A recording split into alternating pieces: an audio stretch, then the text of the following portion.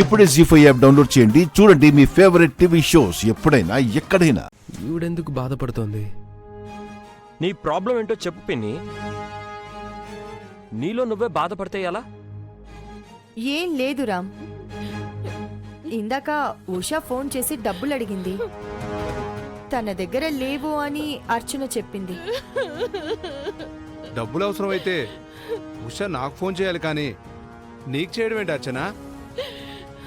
ఆడపిల్లలు అన్ని విషయాలు నాన్నతో చెప్పుకోలేరు గిరి. అది మీకు చేస్తే మాత్రం మీ దగ్గర డబ్బులున్నాయా ఏంటి? నా దగ్గర కూడా లేవని చెప్పాను. అది నన్ను నాన్న మాటలని ఫోన్ పెట్టేసింది. ఉషకి ఫోన్ చేయరాం. తనకెంత డబ్బులు కావాలో అడిగి అకౌంట్లో వేయి.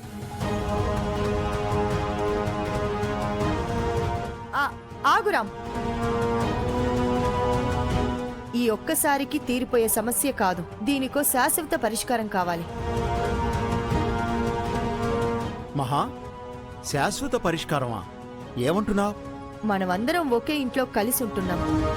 తినడానికి ఉండటానికి అయితే ఓకే, కానీ గిరి అర్చనలకు తమ సొంత సంపాదనంటూ ఏమీ లేదు.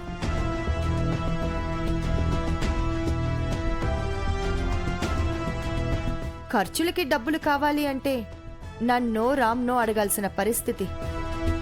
ఎన్నిసార్లని మన దగ్గర చెయ్యి చాచుతారు? పైగా వాళ్లకో ఆడపిల్లుంది, దాని ఖర్చులు ఉంటాయి. తమకంటూ సొంత ఆస్తి లేదు అని అర్చన బాధపడుతోంది.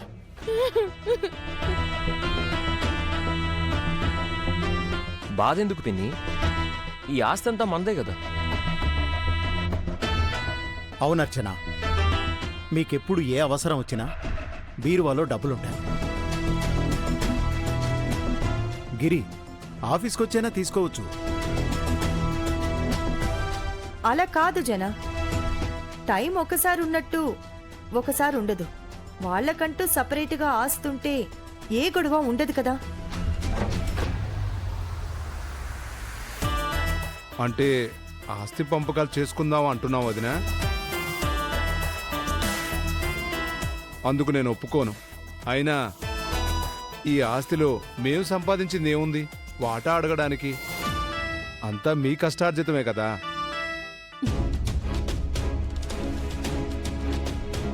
ఆస్తి పంపకాలు చేయమని నేను అనట్లేదు గిరి. మీకంటూ రెగ్యులర్గా ఓ ఇన్కమ్ ఉంటే బావుంటుంది కదా అని అర్చన ఫీల్ అవుతుంది. దీనికి సొల్యూషన్ ఏంటో అది కూడా నువ్వే చెప్పు మహా. ఆస్తి విషయంలో నేనెలా నిర్ణయం తీసుకుంటాను జన? ఏం చేయాలన్నా రామే చేయాలి.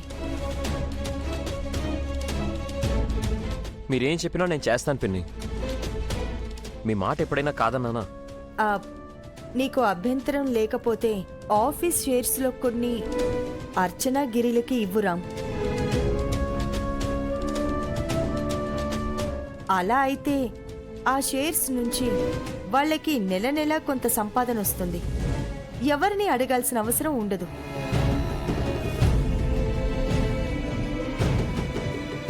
నాకు నాన్నెంతో గిరిబాబాయ్ అంతే పిన్ని.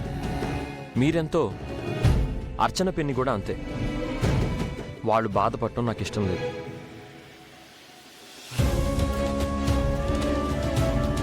నా షేర్స్లో 50% అర్చన పిన్నికి ఇస్తాను.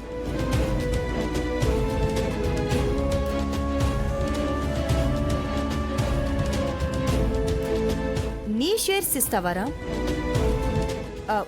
వద్దు. కావాలంటే నా షేర్స్లో అర్చనకి వాటా ఇవ్వు. ఎవరి షేర్స్ అయితే ఏముంది పిన్ని? గిరిబాబాయ్, అర్చన పిన్ని హ్యాపీగా ఉంటారు కదా. నా చెల్లెలు ఉషకి ఏ కష్టం రాకూడదు. Thank you Ram.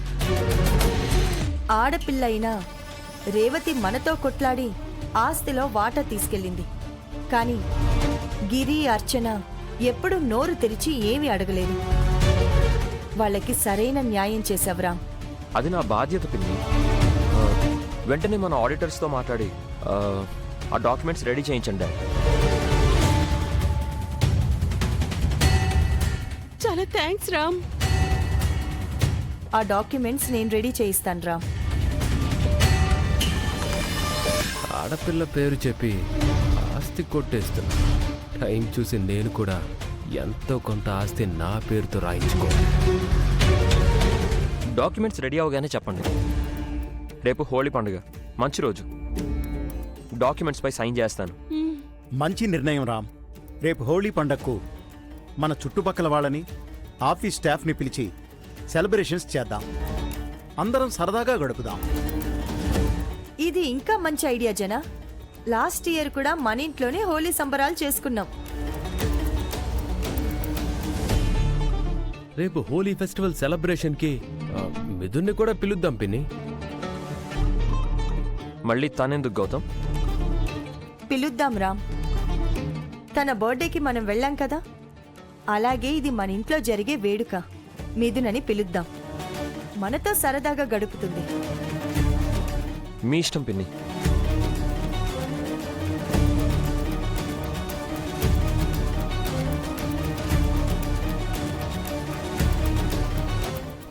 వెంటనే మిథునకి ఫోన్ చేయి పిన్ని. చెయ్యి. చేస్తుంది ఉండు గౌతమ్. ఎందుకా తొందర? అంటే తను మళ్ళీ వేరే అపాయింట్మెంట్స్ ఏమైనా ఫిక్స్ చేసుకుంటుందేమో అని బాబాయ్. రేపు మిథునకి ఏ ప్రోగ్రాం ఉన్నా మన ఇంటికి తప్పకుండా వస్తుంది. నువ్వు వర్రీ అవ్వకు గౌతమ్.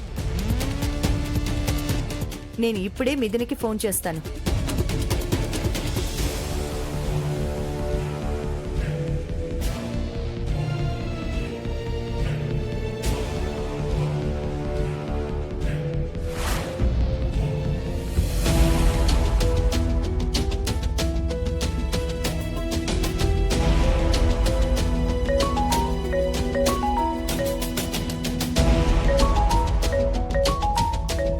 మహాలక్ష్మి అత్తయ్య ఫోన్ చేసిందేంటి?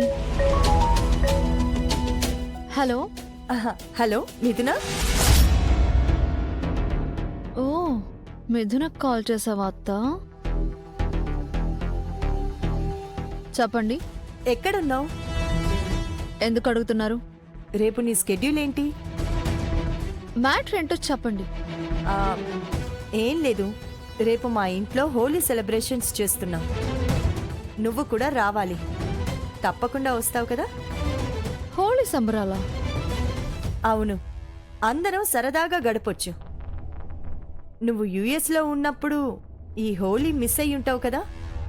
అదేం లేదండి. యూనివర్సిటీ క్యాంపస్లో ఇండియన్ స్టూడెంట్స్ అంతా కలిసి హోళీ సెలబ్రేట్ చేసుకున్నాం. రేపు మన ఇంట్లో చేసుకుందాం. పొద్దున్నే వచ్చేసేయ్. ఓకే, వస్తాను.